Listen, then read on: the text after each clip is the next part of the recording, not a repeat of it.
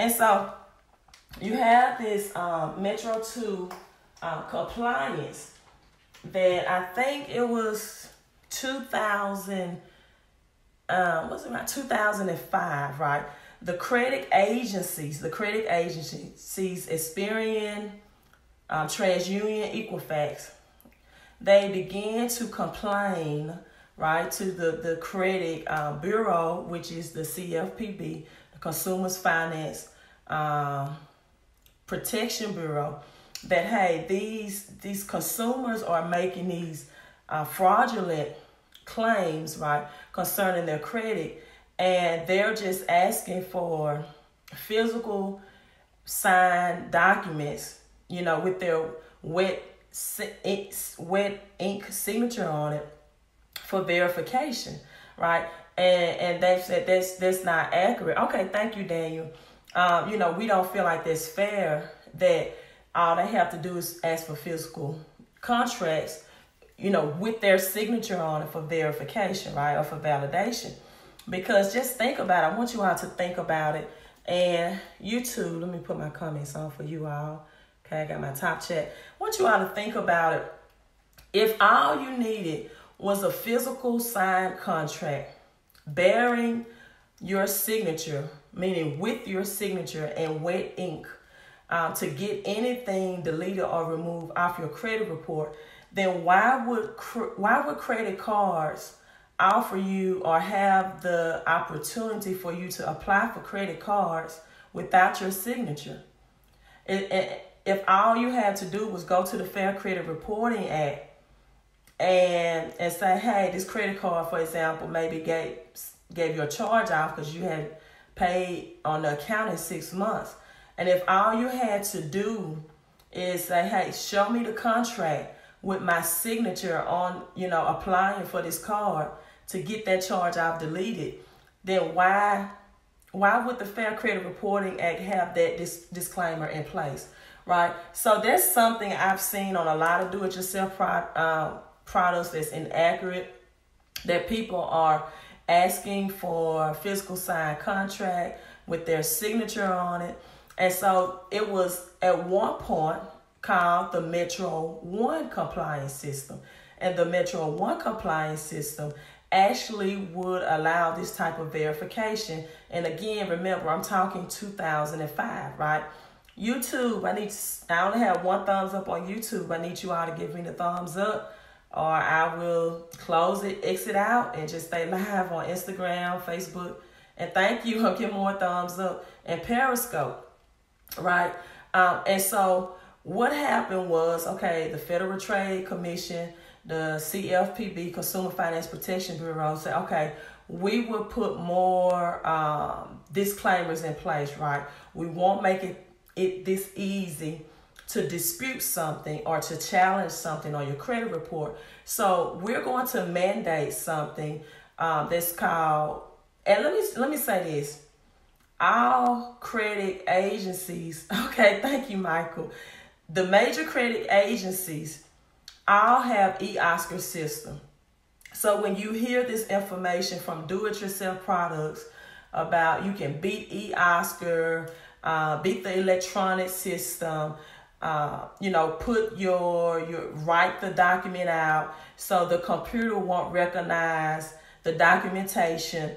That's a really waste of time, and it doesn't get results, right? Because all what happen in that case is that a live person will have their eyes on your credit report, right? But they're looking at your credit report, and they're going to say, okay, it's not typed, and so let me look at this and put what disputes that this consumer is disputing based off of this documentation. And so they're going to enter the disputes into e-Oscar system, which is the electronic verification system that the credit agencies have, because they don't have the manpower. There's no way. It's no human person that can decide the outcome of your dispute. Meaning that even if human eyes are on your dispute, they cannot break the law and say, okay, I'm going to bypass the mandated documentation process And now that I'm looking at this, I'm going to delete this account, right? That's illegal. Their only job is they're going to enter your dispute code, which eOscar reads it by a 2 or 3 digit code, into the system, right? And so now what happens is that the credit bureau, which is the CFPB, a lot of people call credit agencies and bureaus the same thing, which is not true. They have to have an automated dispute verification going on. So it's an automated credit dispute verification. It's called the ACDP, right? I want you all to put this in this comment. I want you to make a mind message connection and stay connected. You know, cut everything around you off so you can really understand how this works. Hello on Instagram, Mr. Ware. And so it's called an ACDV, Automated Credit Dispute Verification. And so what this does is they take it they put it into eOscar, and now it's an automated dispute verification, right? And they send that to the furnisher of the information on your report, whether it's Credit One, Capital One. Thank you for the digital love. A debt collector, right? Maybe a smaller credit agency, Innovis, LexisNexis, right?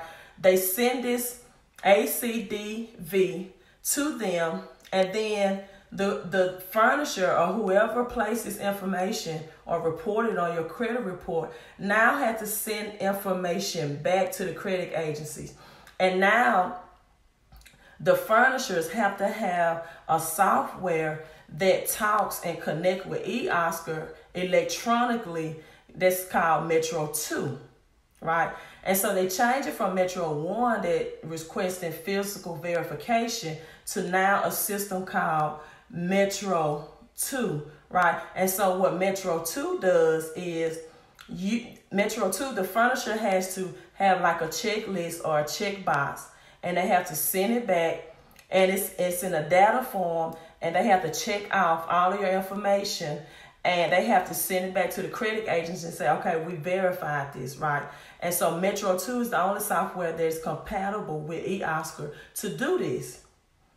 But what happens with Metro 2 is really, yeah, they have an algorithm, thank you, on YouTube, but Metro 2 is held to higher court standards.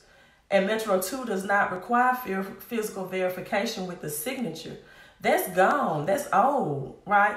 Because the credit agency complained that was too easy. That's not a real accurate way to verify an account. And so what the Metro 2 database is, it allows now when you are disputing or challenging something and you send in your documentation, because under the old system of Metro 1, Metro 1 would not allow the two systems to communicate any documentation that the consumer sent in that said, hey, this is why this information is inaccurate.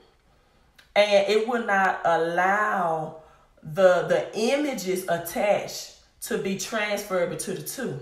So now Metro 2 allows the images, they can scan the images, send it to each other, and now the furnisher on the other end can say, okay, I see this documentation that the consumers provided. If it's not correct, whatever, and they check off, and they provide another copy, right, to the credit agencies. And this people is what you should be asking for whenever you are challenging or disputing something on your credit report, right? Because this copy that they send, if you go to court, is way more than a $1,000 fine under the Fair Credit Report, right? Because they are pretty much saying it can be considered as fraudulent if they check off this document through the Metro 2 system and through the copy that they provide back to the credit agencies. And if they are stating that everything is correct, everything aligns up, this information is, accurate. I'm from Mississippi, and they sing this old gospel song that I'm trying to get 100 because 99 and a half won't do. And that's how it works with the credit agencies. 99.5 won't do. They have to have all of your information 100% correct. Your balances cannot be $1 off. It can't be $10 off, right? And so if you know how to request for this copy under the Metro 2 that the furnisher sends back to the credit agencies, and I'm calling them agencies because that's correct now. A lot of people call them credit bureaus, and that's incorrect. Then that's how you get things either updated, right, to show positive, or deleted off of your credit report. And when you know those Metro 2 compliance, you are powerful. So one thing, for example, that Metro 2 requires is that they have to personally identify your personal information. It has a lot of compliance. And this is called personal identifiers, right? Meaning that they have to verify with accuracy your addresses, because your addresses are streamed or connected to negative accounts. And so that's why I tell people they don't understand how big deal this is to have one name, one address, one phone number, and no job reporting on your credit report. Because a lot of times these jobs and how this reporting on your credit report is how a lot of debt collectors can take you to court and garnish your paycheck. And so personal identifiers is what that category of Metro 2 in is one form of verification is called. And if you don't know how to delete an address that's connected to a negative account, then that by law is a method of verification. And I have some people, particularly on my YouTube channel, that say, deleting addresses is easy.